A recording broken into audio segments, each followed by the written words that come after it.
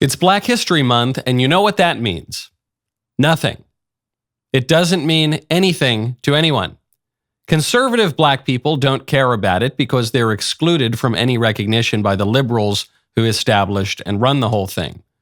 Leftist black people don't care because to them every month should be Black History Month. Conservative white people don't care because we don't have any racial consciousness.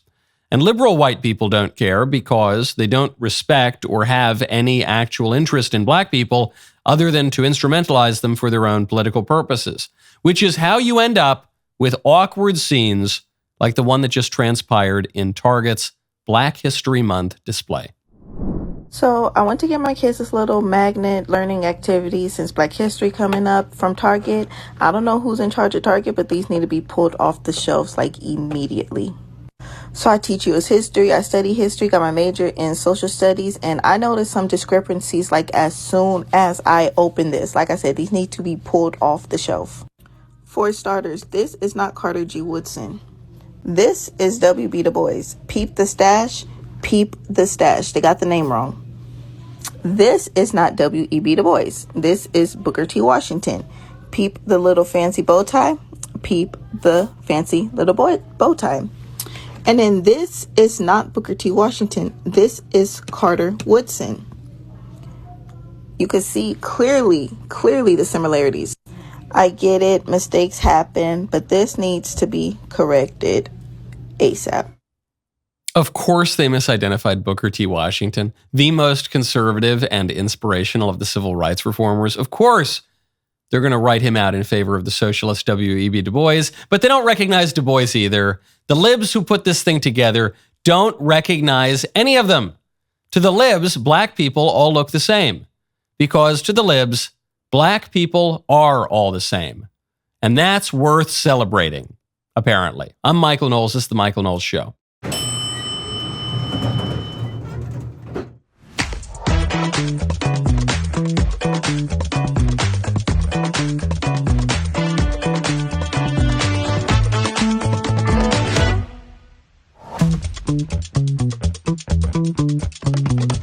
Welcome back to the show. Now that the Apple goggles thing is out, a bunch of people are walking around like dummies with the mask on. Actually, some are driving with the Apple mask on. We'll get to the brave new world in 1 second. First, though, I don't want to move off of black guys too quickly because a very prominent black guy by the name of Killer Mike just went on Bill Maher's show.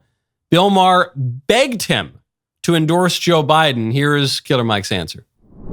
What are your feelings on the election coming up? I mean, Biden and Trump, are you as depressed about that as most people as a choice? My feeling is pick your policy, not your person. Find out.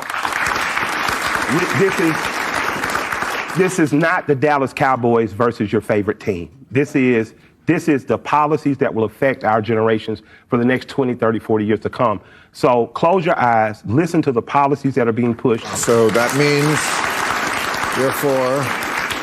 That means I'm for black people and happy Black History Month. But you're not saying one candidate over the other? Hey man, my ain't gonna get me in no trouble tonight. But you can't get yourself to say vote for Biden over Trump? You want me to list it now? So now I'm just saying that. Can he get himself to apologize for the crime bill? Can he get himself to get his head out of his ass and say, black people, you are black regardless. I need you to tell me what I need to do. Can he pick a coalition of former people who are affected by drug laws, street gangs, recidivism and crime and say, I need you as a board to advise me how to fix federal prisons? If he can do that, absolutely I can. So my challenge is out there. All right, Killer Mike. There's my fellow Killer Mike. When Killer Mike and I are together, we are Killers Mike, kind of like attorneys general. But of course, Killer Mike and I disagree on substantively almost everything he just said right there. He and I don't like Biden. We agree on that. We're not endorsing Biden. We're not going to vote for Biden. But the reasons why not are totally the opposite. Killer Mike here brings up the Joe Biden crime bill. As far as I'm concerned, that's the one decent thing the man has done in his entire political career. It's good to put criminals in prison. President Trump passed the First Step Act, which was something of a jailbreak bill. And at the time, I was quite critical of that bill. But the people who supported that bill said, well, maybe it can pry off some Democrat voters and that will weaken them politically, and it's a small price to pay politically. I felt it still wasn't worth it. I didn't think the juice was worth the squeeze, but maybe there's a chance that in an election of Trump versus Biden, when the Democrats haven't changed all the rules and it's not widespread mail-in voting based on COVID, and after 3 years of Biden completely destroying the economy and opening up our borders and dropping to the lowest approval rating of any president in modern history at this time in an election year, maybe there's a chance that Trump actually is able to pry off some of those traditionally Democrat voters, especially black guys. Snoop Dogg just came out. He was asked to criticize Trump. Snoop, Diggity Doo Dog, apparently said that he has nothing but love and respect for Donald Trump. And I think it's because Trump pardoned one of his friends. I don't know the exact details of it, but whatever the reason, this is a reminder of something about Donald Trump that I think unsettles a lot of political nerds and ideologues. Namely, he assembles kind of a weird coalition. Namely, Donald Trump shakes things up. Namely, Donald Trump speaks about issues in some ways that traditional conservatives really like when he talks about protecting American industry and when he talks about rebuilding the American family and when he talks about law and order. I think conservatives like that a lot. And he talks about issues in ways that conservatives don't like when he's trying to let criminals out of prison. But regardless of what you think about Trump, he assembles an unconventional political coalition. And politics is the art of inclusion. Politics is the art of the possible. To quote Otto von Bismarck, it is the art of the second best.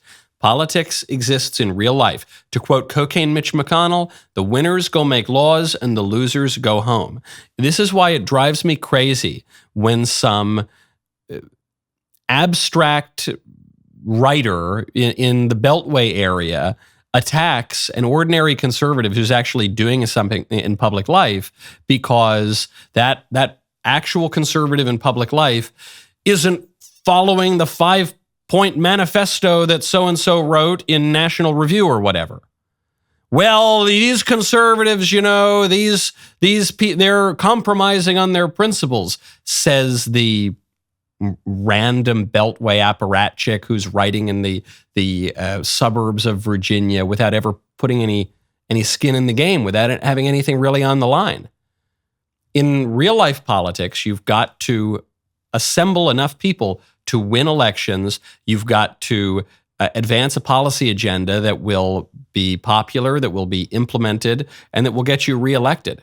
And so none of this to defend certain bills and policy proposals from Trump or any other conservative that are improper or inappropriate. But it is to say, all Republicans have to do is pry away like 4 to 5% of the black vote, and the Democrats lose. And the Democrats lose basically every election. And is that going to happen? I've been burned one too many times on thinking that this is the moment that the Republicans finally win over a huge portion of the black vote. But I don't know, maybe. We've never had an election like this. We've never had an election where an American original, Donald Trump, is running for a non-consecutive second term against the historically least popular president, maybe in American history, at a time when there is a political shift that's been rumbling for at least a decade now. I'm just saying maybe. I'm just saying maybe it could happen. You can read about these things for yourself. And when you want to go read things online, you ought to check out ExpressVPN. Right now, go to expressvpn.com/Knowles. Does it make sense that the same company that controls half of online retail also passively eavesdrops on your private conversations at home? Big tech is more powerful than most countries, and they profit by exploiting your personal data. It's time to put a layer of protection between your online activity, and that is why I use ExpressVPN. Every site you visit, video you watch, or message you send gets tracked and data mined. When you run ExpressVPN on your device, the software hides your IP address, which is how big tech identifies you. ExpressVPN makes your activity harder to trace and sell to advertisers. ExpressVPN encrypts 100% of your internet data to keep you safe from hackers and eavesdroppers on your network. That is why ExpressVPN is rated #1 by CNET, Wired, TechRadar, and countless others. What I like most about ExpressVPN is how easy it is to use. Download the app on your phone or computer, tap one button, and you are protected. Stop handing over your personal data to the big tech monopoly that mines your activity and sells your info. Protect yourself with the VPN that I trust to keep me safe online. That's expressvpn.com/Knowles, K-N-W-L-E-S. That is expressvpn.com/Knowles to get 3 extra months for free. Go to expressvpn.com/Knowles right now to learn more. Speaking of questionable laws, this stupid border bill has been presented to the U.S. Senate. I don't even want to call it a border bill. I guess in as much as the bill pertains to the southern border, it opens up the border more. So in that way, it's not a border security bill. It's just it's an open border bill. And we're now getting even more details about this stupid bill that poor Senator Jim Lankford, the Republican from Oklahoma, is taking the fall for. But it was a bill that was negotiated, obviously, by Senate leadership, by Mitch McConnell and Chuck Schumer. And it's complete trash. It's so totally unacceptable that even I give a lot of grace to Cocaine Mitch. I think he's a pretty effective political leader, even if he's not a rock-ribbed conservative. But this is just pure garbage. Per Senator Tom Cotton, here's what this border security bill will do. It'll give the Secretary Alejandro Mayorkas the right, for the first time ever, to grant asylum claims, to grant American citizenship, ultimately, to illegal aliens at the border without review by immigration courts. So you give the guy who very well might be impeached for the terrible job he's done as the Secretary of Homeland Security, you're going to give that guy unilateral power to make new American citizens. That's not great. The bill would codify catch and release. So the Border Patrol arrests these guys, and then just as a matter of law, they would release them into the country, never to be heard from again. This would be under the so-called alternatives to detention for any alien that says that they intend to apply for asylum or another protection. So not hard to see how this is going to play out. The illegal aliens who give their life savings to the drug cartels, they're going to go up to them and they're going to say, okay, here's all my money. And the coyotes and the cartels are going to say, okay, here's what you say. Yo quiero asylum when you get to the Border Patrol agent. And then they're just going to let you out into the country. This is the border security bill. The bill would give immediate work permits to everyone who says that he wants asylum, as long as he passes an initial screening by liberal bureaucrats. You think they're going to pass? I think they probably will. So, okay, instantly you get work permits. That'll be great for American labor, by the way, right? That'll be really good for the working class. So glad to see the Democrats fighting for the little guy again by depressing their wages to nothing. The bill would grant 50,000 extra green cards per year. This is a time when the United States has over 3 million foreigners coming in, immigrating into our country every year. More than that. I guess it's more like 4 million plus, 4.5 million, because you've got 1 million legal immigrants, and then you've got another, 3 million illegal immigrants? And this is the time when the liberals say, okay, you know what we need? You know how we're going to solve this problem? We're going to have more legal immigration. No, the problem is we have too many people coming into the country, man. We got 330 million people. 4 million newcomers a year is just too much, especially when this has been going on for 60 years, especially when we intentionally don't assimilate anyone. It's just too much. No knock on the Guatemalans. I like them very much as a people, but we can't take the whole country. We can't take all of Venezuela. We can't take all of Ecuador. We can't take all of Nicaragua. We can't take all of Honduras. It's just too much, man. We got too many people coming in. We need to cut it out. We need to greatly reduce the number of green cards we have in this country, especially because virtually all, the vast, vast majority of new immigrants are coming from the same parts of the world. How does that aid in the supposed diversity aims of the mass migration? It doesn't aid at all. You know what it aids? It aids at giving Democrats a permanent majority, which is what this whole bill is about. The bill would guarantee new government-funded lawyers for illegal aliens. That's good. I was afraid they wouldn't have top legal counsel. The bill would not limit Biden and Mayorkas' abuse of immigration parole. This would allow them, therefore, to continue using parole as a way to let people off the hook, issue work permits to any illegal alien who can claim an urgent humanitarian reason. And then, here we go. This is the cherry on top of this garbage sundae. The border bill, would send billions of dollars of foreign aid all over the world in ways that would not help us. For instance, billions of dollars of non-military humanitarian, quote unquote, aid to Gaza without any safeguards. So I'm all for sending humanitarian aid to whomever deserves it. But you really think you're going to send aid to Gaza that's going to go straight to the poor Palestinians who are being oppressed? But not a chance. It's going to be taken by Hamas, which is the government of Gaza. And it's going to do what? Theoretically, we're backing Israel in the war between Gaza and Hamas. So then we're going to fund Israel some more. So you know what we're going to do? We're just going to fund everybody and blow everything up with no strategic end in sight. And we're going to squeeze that into the border bill for some reason. The border bill, which doesn't close the border, it opens it. It is so... It shouldn't astound me anymore because my expectations of the Republican Party should be below the ground at this point. But if you sent me to Washington, D.C., and you said, Michael, write the worst possible bill on an urgent policy matter that you possibly can, I would struggle to come up with this bill. That's how bad it is. I don't know what Jim Lankford was thinking. Jim Lankford's always been a perfectly amiable Republican senator. The fact that Mitch McConnell got him to take the fall for this thing, absolutely pathetic. And they thought they were going to get this thing through. 2 weeks ago, 1 week ago for that matter, they really thought they were going to ram this thing through. Complete trash. Now, thankfully, even if there's a little confusion in the Senate, and look, there are great senators. Tom Cotton's come out against this.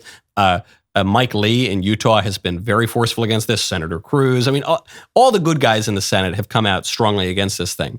But in the House GOP leadership has said this is dead on arrival. This is a joint statement from Speaker Johnson and Steve Scalise and the rest of House leadership. They say any consideration of this Senate bill in its current form is a waste of time. It is dead on arrival in the House. We encourage the U.S. Senate to reject it.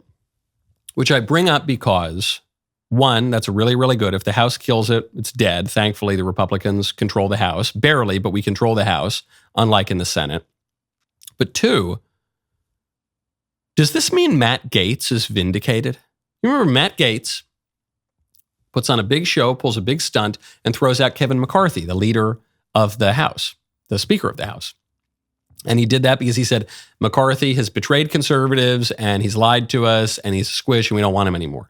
And when Matt Gaetz threw him out, all of the establishment types, including self-styled conservatives, freaked out. They whined, they complained. I didn't even have that much of a grudge against Kevin McCarthy. I thought he was a little bit squishy, but compared to the previous speakers in recent memory, he was the most conservative of any of them. I suppose I'm damning perhaps with faint praise, but I didn't hate the guy. I wouldn't have rallied to throw him out, but I also didn't think he was the most conservative guy either. And I thought, okay, Matt Gaetz has this opportunity. He's going to throw him out. We'll see what happens. And all the establishment types, they whined, they cried, oh no, we're losing the great speaker. This is going to throw the House into chaos. Well, what did that chaos get us? That chaos got us a strong conservative speaker in Mike Johnson, and it killed this stupid bill. This bill, it's not as though this would just be, we got to, take our medicine, we conservatives. This bill would have radically expanded immigration and would have given Democrats a generational electoral advantage. Is Matt Gaetz vindicated here? I think Matt Gaetz might be a little bit vindicated, okay? Because while the GOP establishment whined and cried and moaned about tossing out McCarthy, whom I still think is fine. Maybe McCarthy would have killed the bill too. I don't know. But I know for a fact Johnson would kill the bill. Seems to be working out just fine. Now, speaking of illegal aliens, everyone other than Chuck Schumer and Mitch McConnell, apparently, in the country knows that this immigration situation is just horrible, including CNN. CNN just ran a segment on the chaos in New York City right now, where illegal aliens are going around robbing people, mugging people, assaulting people, dragging people from the back of mopeds, just absolutely terrorizing the city. And even the libs on CNN are saying, this looks really bad. Within that group, this hardworking, throngs of people in search of hope and a better life, there is this 1%er, criminal element that looks at a different opportunity here. These individuals, I went over their rap sheets yesterday, multiple charges, grand larceny, robbery, attempted robbery, grand larceny. This particular crew operated on mopeds and scooters. They were doing organized retail theft. They were doing snatches on the street. iPhones, iPads, clothing, so on and so forth. One of them that they are still seeking has 10 charges on one day because he's part of a pattern that's been going on. And I'm looking at the dates that their arrest started, which is probably close to when they got here. They've only been here a couple of months.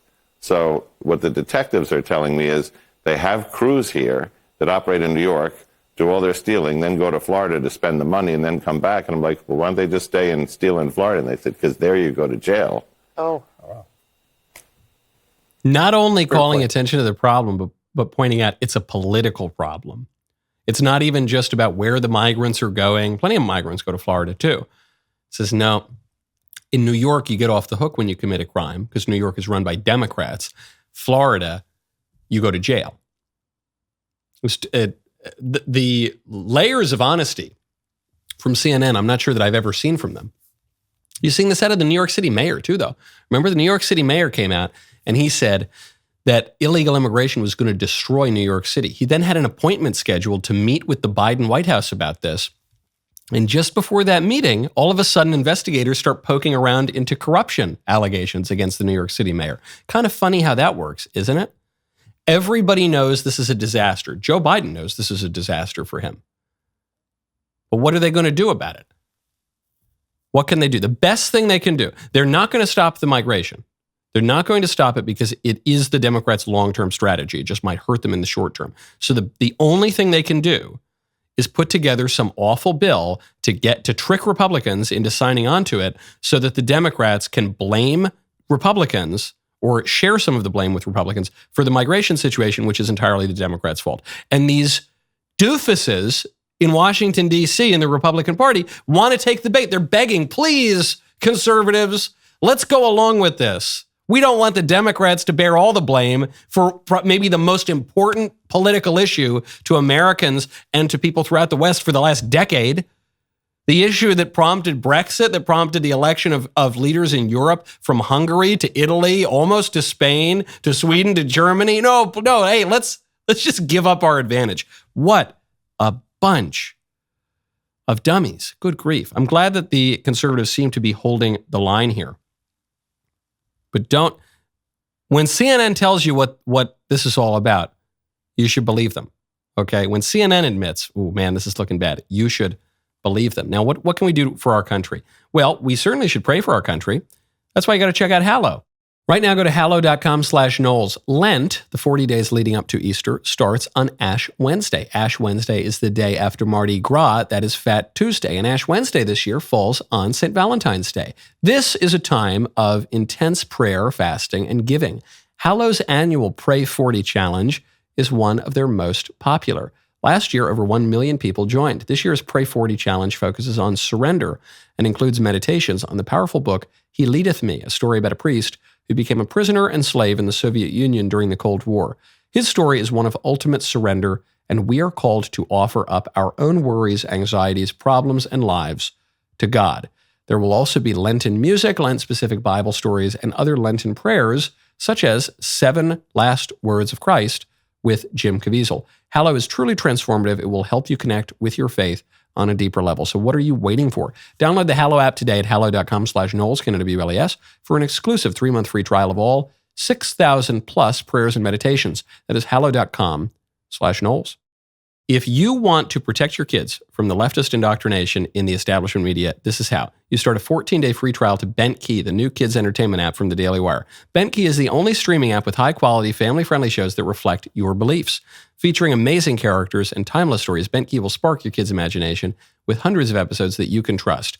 And remember Saturday morning cartoons? Well, we brought them back, with new episodes streaming every Saturday morning. But don't take my word for it.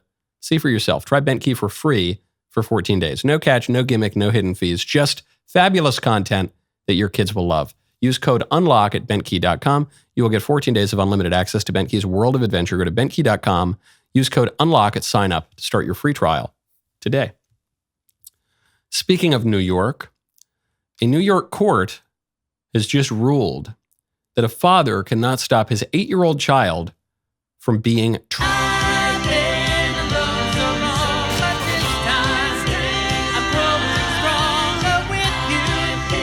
Now, speaking of our brave new world,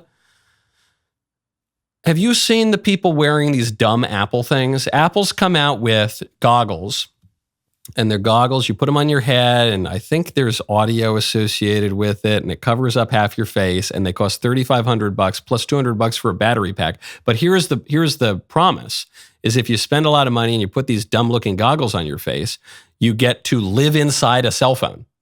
Do you ever think in your modern life, you think, I just don't look at enough screens.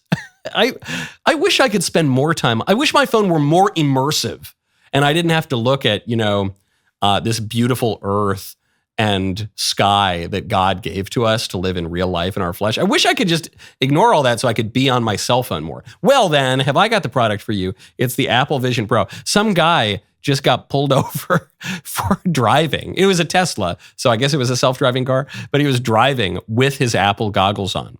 And the video starts out all sort of nice. He's not touching the steering wheel. It looks like he's casting a magic spell of sorts because he's typing onto the air. So it actually kind of looks like he's Jordan Peterson, like he's doing one of these things with his hands, man. But he's not, but without any of the wisdom, without any of the insightful observations. And then it immediately cuts to the guy gets pulled over by a police officer. C.S. Lewis observed in The Great Divorce that the people who are in hell want to be there. Hell is a place that you choose. Hell is where you go by your own desire, because you do not turn your desire and behavior toward God. You turn it in the other direction, and you get what you want. That's the amazing thing about freedom, whether we follow it in a proper way or we abuse it, is you tend to get what you want.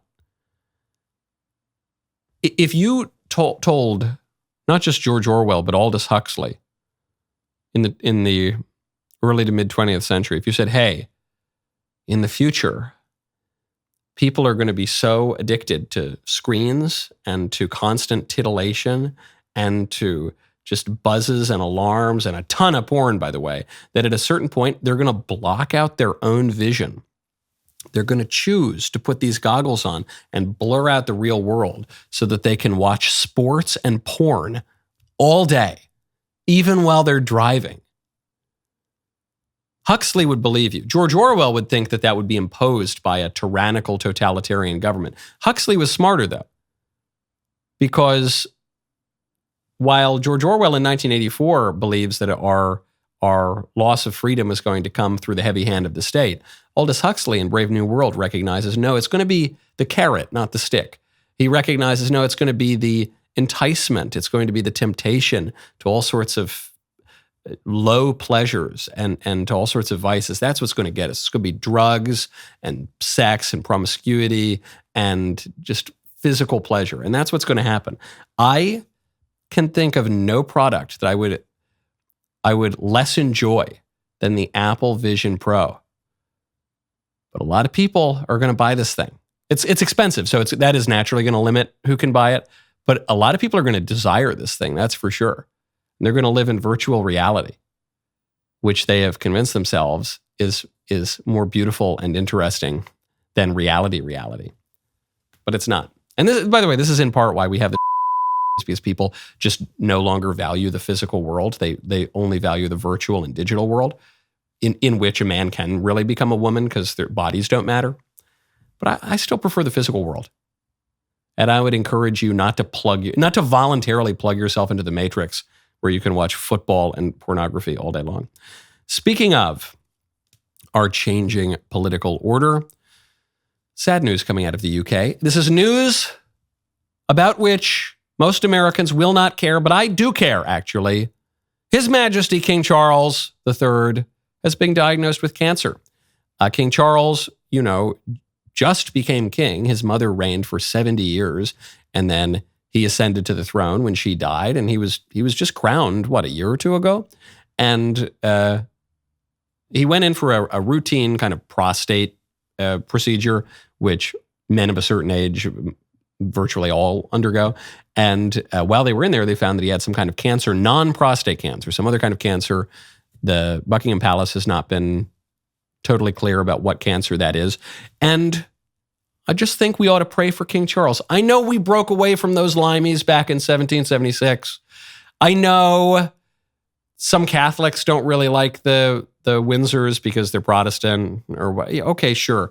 But some conservatives don't like King Charles because they say he's a World Economic Forum environmentalist stooge or what.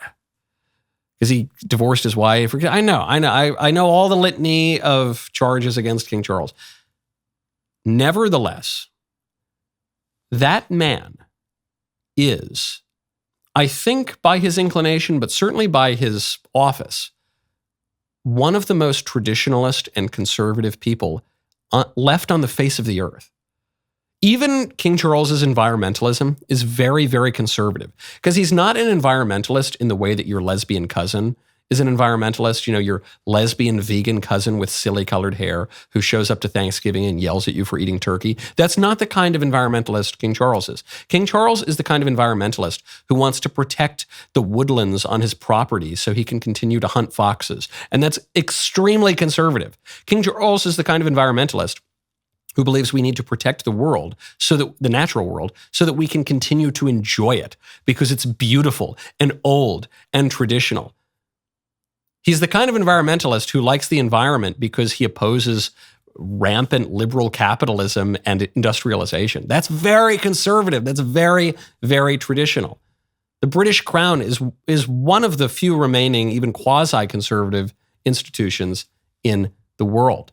And so anyway, that's my long rant and diatribe to pray for King Charles, because even though we Americans, we think who cares about the British Crown? Even plenty of people in the UK say, oh, whatever, get rid of the crown.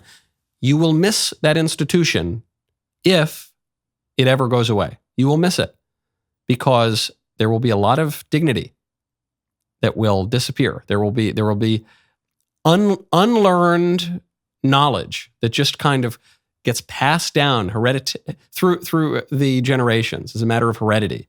It will disappear, and you will miss it when it's gone. Now, speaking of mortality, you ought to check out Trust and Will. Right now, go to trustandwill.com/Knowles. From maintaining control of your assets to easing the burden on your loved ones to taking care of your kids, an estate plan can ensure that your family is prepared and protected. I have had a will since I was 18 years old, and it gives me great peace of mind. That was even when I was just a single guy. I wasn't married with kids. When you're married and you have kids, you need to have a will. You need to set up your estate to offer financial benefits and more. You got to check out Trust and Will. Traditional estate planning can cost thousands of dollars. Many one-size-fits-all solutions may not capture all the important details of the life you've built. With Trust and Will, it is super duper easy. You can protect the legacy of your family from the comfort of your own home, and it starts at just $159, which is incredibly inexpensive and super duper simple. Protect your loved ones with Trust and Will. Secure those assets, get 10% off, plus free shipping on all of your estate plan documents by visiting trustandwill.com/Knowles, Knowles. That is 10% off and free shipping at trustandwill.com/Knowles. My favorite comment yesterday comes from the Drummer's Workshop, Norm's Music, who says, I have a feeling that Bronx judge attended a lot more parties than Brett Kavanaugh. Very true. The libs went after Justice Kavanaugh during his confirmation hearings because when he was 16, he went to a beer party or something in high school. Meanwhile, you got that Bronx family judge who's on the threesome app trying to pick up the lady whose case she's adjudicating. Yeah, I don't know. Whatever the libs accuse us of, it seems that they're guilty of it 10 times over. Now, speaking of leaders and heads of state, President Trump is reportedly considering two people in particular to be his vice president. He made these comments. He's been a little tight-lipped about who he's considering, but he said he's considering on the short list Tim Scott, senator from South Carolina, and Kristi Noem, governor of South Dakota. And I like Tim Scott very much. I don't know Kristi Noem, but she was a fine governor. She made a few errors, but all in all, she was better than average for sure. The idea here, I think, would be that these people would balance the ticket. Trump is white, Tim Scott is black. Trump is a dude, Kristi Noem is a woman. Trump comes from the right wing of the Republican Party. It's a little complicated, but basically he comes from the right wing of the party. The Reagan side of the party, the Goldwater side of the party, and Scott and Noem come from the more liberal side, the more Bush side of the party, the more whatever. That's a little unfair to Noem. She was a little more rock-ribbed, but still, broadly speaking, a little more amenable to the corporate chamber of commerce interest of the Republican Party. Okay, fine, I guess. I don't know, though, because Trump he's a youthful man in his gait, but chronologically, he's a little long in the tooth. So a vice president matters more for a Republican who's 70 or 80 than it would for a Republican who's 40 or 50.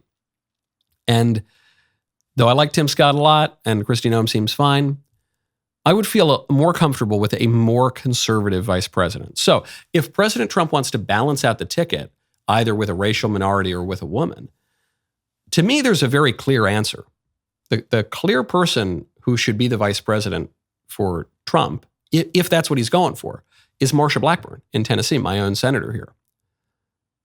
The reason being, she's a rock-ribbed conservative, but she's very clubbable. She's amenable to a broad array of people. She's not scary. She's not stupid. She's obviously a very bright woman. She's very dignified. She comports herself with a great class. And she's a conservative. Now, you might say, well, Michael, Trump's already going to win Tennessee. Yeah, sure. He's also going to win South Carolina and South Dakota. He doesn't need any help to win those states. So it's not as, I'm skeptical that a vice president ever totally can bring a state over, but in as much as a VP can, they're not going to do it.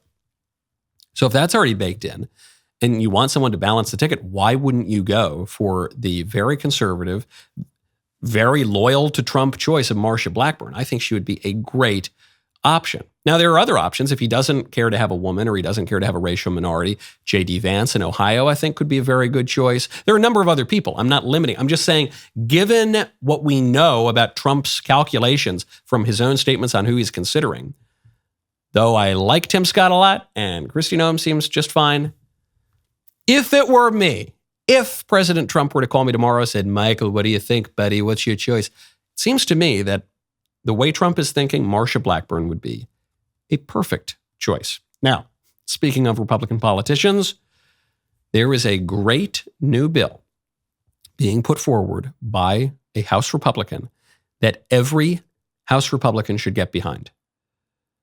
The Republicans in the House, they're doing a good job right now. They're killing that dumb immigration bill, and now they are proposing the FACE Act repeal. This is coming by way of Congressman Chip Roy, and I think it's absolutely great, and every Republican should back Chip Roy's plan. The FACE Act was a law signed by Bill Clinton in 1994. It's the Freedom of Access to Clinic Entrances Act. It was a way to protect abortion clinics from criticism. Because in the 90s, the libs claimed that the poor beleaguered abortionists, the poor baby murderers were being threatened too much. And so we had to figure out a way to stop people from threatening them. But it wasn't really just about threats. The FACE Act very quickly became weaponized to stop conservatives from peaceful protests, peaceful demonstrations. You're seeing pro-lifers being prosecuted and sent to prison for more than a decade for this sort of thing right now. And it was controversial at the time, so the liberals gave the conservatives a bone, and they said, okay, well, in the FACE Act, we'll also stop people from intimidating churchgoers. We'll stop people from vandalizing churches. Joe Biden has not prosecuted one of these cases, a FACE Act case against someone attacking a church. That just doesn't happen. It was bogus. It was a total distraction. This act is about the Protecting Baby Murderers from Criticism Act. That's what you could call it. And so Chip Roy, very wisely and very courageously, just came out and said, let's repeal this stupid thing. And I absolutely think it's a great idea. And I rarely get on my soapbox on this show and say, call your congressman. But when it comes to the FACE Act repeal, call your congressman. Tag your congressman. If you're watching this on YouTube, tag your congressman on YouTube. If you're watching this on Twitter, or on X, tag your congressman. If you're watching this on DailyWire Plus, send this link around. This is a great bill. Every Republican should get behind this. And it's an urgent matter because people are being prosecuted under this stupid law, this FACE Act, right now. And good people are going to prison for having the courage to stand up for the most defenseless among us. Call your congressman. Now, speaking of women's issues, there is breaking news. This is real tabloid stuff. Ghislaine Maxwell, the paramour and business partner of Jeffrey Epstein, is apparently going to write a tell-all book about her experience with Jeffrey and on the island. Here is the Talk TV exclusive from Ghislaine Maxwell in prison. No, he didn't. I don't believe he did. I believe that he was murdered. Well, I was shocked. And I wondered how it had happened. So she goes, it's not a very long clip, actually. She's asked, do you think Jeffrey Epstein killed himself? She says, no, Epstein didn't kill himself. I think he was murdered. I don't know how it happened, but I'm going to tell my story. The reason I didn't play the rest of the clip is it's her complaining about prison food. You know, it's her complaining about the way that she's been treated in prison. It's nothing. And it's a sign that you're not going to get anything out of this book. Look, if it comes out, I guess I'll probably read it, or I'll skim it at least. You're not learning anything about Epstein. Every time there's a drip.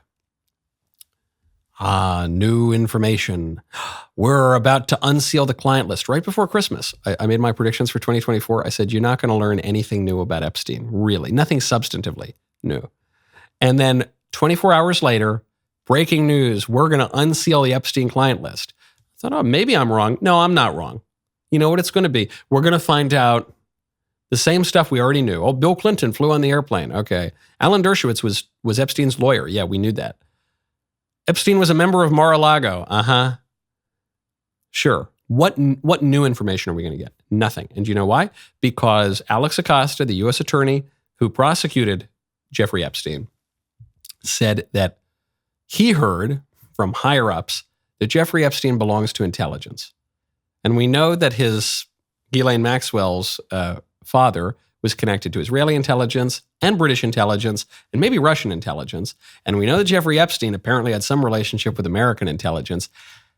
And they're not going to let us find out anything. So we can keep seeing the headlines. Oh, big tell-all, here we go. Yeah, okay. We will learn the truth about Jeffrey Epstein only when the intelligence agencies want us to know about it. And I would not hold my breath for that. The rest of the show continues now. You don't want to miss it. Become a member. Use code Knowles, Knowles, at checkout for 2 months free on all annual plans.